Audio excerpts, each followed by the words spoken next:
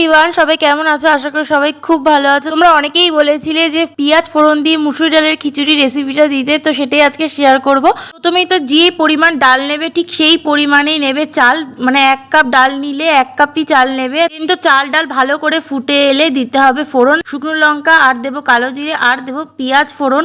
যেহেতু পেঁয়াজ ফোড়নের খিচুড়ি হচ্ছে, তারপরে দেবো আদা বাটা আর দেবো টমেটো কুচি আর নুন আর সামান্য হলুদ গুঁড়ো দিয়ে ভালো করে কষিয়ে নিতে হবে যতক্ষণ না তেল ছেড়ে আসছে। তো তারপরে এই ডাল চাল সেদ্ধর মধ্যে এটা ভালো করে মশলাটাকে মিশিয়ে দেবো। এরপরে দেবো হচ্ছে ধনেপাতা কুচি আর একটা ভাজা মশলা, যার মধ্যে আছে শুকনো লঙ্কা আর গোটা জিরে ভাজা। তোমরা চাইলে এই দুটো জিনিস স্কিপ করেও যেতে পারো। আমার ধনেপাতার ফ্লেভারটা খুব ভালো লাগে, তার জন্য আমি খিচুড়িতে দিয়েছিলাম। আর জানো তো, আমরা এই পেঁয়াজ ফোড়নের খিচুড়িটাকে কিন্তু খিচুড়ি বলি না, আমরা বলি রাপসি। তোমরা কি এরকম নামটা জানো? তাহলে অবশ্যই কিন্তু আমাকে কমেন্ট করে জানিও। আর খিচুড়ি মানেই তো ভাজাভুজি লাগবেই। এই দিন আর খিচুড়ির সাথে ডিম ভাজা ছিল না, ছিল হচ্ছে ডিম সিদ্ধ। ভিডিওটা ভালো লাগলে লাইক করো। ওকে, বাই।